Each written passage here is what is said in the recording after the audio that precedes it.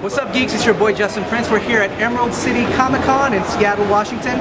I got by my side Heather Finley. She's just making her Zenescope debut with a one-shot in the Age of Darkness. It's Dark One, the one-shot. She's also an author for Zombies vs. Cheerleaders. We're here with her today. How you doing?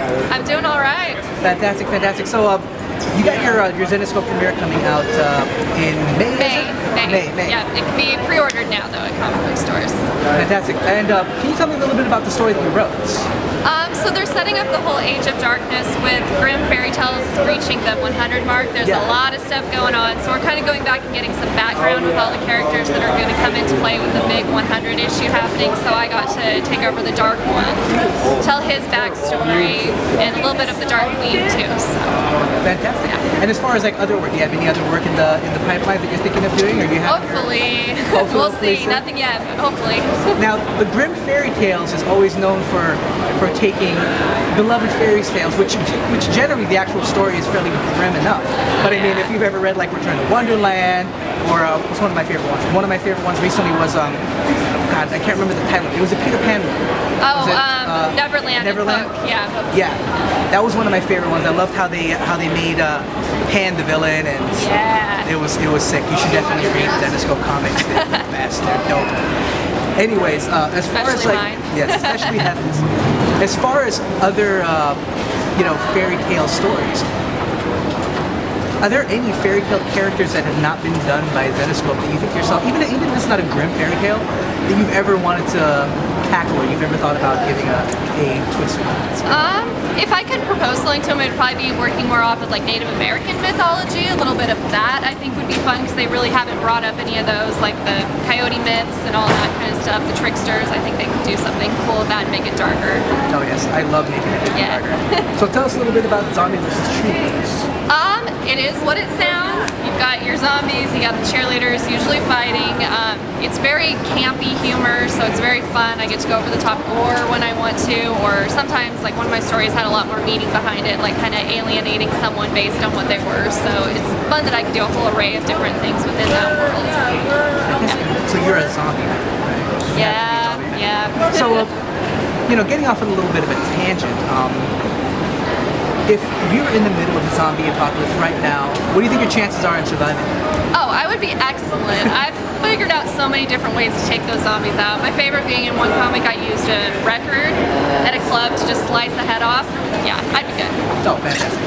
And getting back to zombies again, when it comes to your taste in zombies, are you more into the modern day retelling of it, where people make them fast and mutants or whatever, or like infected, or do you go more for the classic Romero style, the hordes being the horror?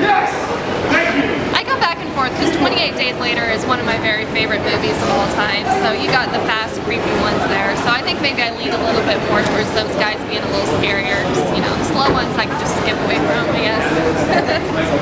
So with Zombies vs. Cheerleaders, how long have you had that going on for? I think it's about 2 years. I think 2012 ECCC was when I got my first issue out. So. And where can some of our watchers and readers check that out? You should be able to find it at any comic book store still. We've got, not a date yet, but there should be another relaunch happening soon, which will have another one of my stories. Fantastic. And one thing that I do remember, when I first met you, it wasn't as an artist. I actually didn't know you were an artist. I remember when I first met you, you were cosplaying a character from Morning Glories. Yes. Over at Rose City Comic Con. As a cosplayer too, I mean, how do you balance the life between being a writer and then wanting to so? Because I know with cosplaying, it's a huge commitment just to sit down and start sewing something or making something.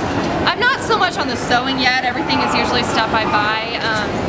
Tomorrow I'll have a little bit more intricate one with doing Witchblade. It's hard to balance, it really is, but I don't know. I'm a busybody. I'll stay up all night and work on stuff. How do you do it? Do you have a time your time management? No, badly. I'm at the hotel this morning still putting stuff together. So pretty much it's no sleep then? No, yeah. No sleep, lots of coffee. Yeah. Well, what about, as far as cosplays go, do you have any dream cosplays that you've always wanted to do that you just haven't had the time, or the materials, or maybe even just the abilities to make it, but with ability, time, materials, money aside, what do you want to make? One that I'd really like to do from Lost Girl, the Tamsin is the Valkyrie when she has her huge wings and the scary makeup and everything. I would love to do that. Getting an Aspen, like her white armor where it's huge and big. Yeah, I'll be working on an Aspen one hopefully for WonderCon. Oh, fantastic. Not quite that big and fancy, but yeah, her armor is awesome. Right on. Well, I'm thinking that we got it wrapped up. If people want to find you, if people want to check out your Facebook, let our fans know. Yeah. Let them know where to find you. On Facebook, I'm under Heather R. Finley, and you can find me on Instagram under the same name. I think Twitter still is working. I need to get better on that one. Yes, we'll put all the links in the show notes. We are Lifted Geek. This was Heather Finley. She's you. awesome. Get lifted.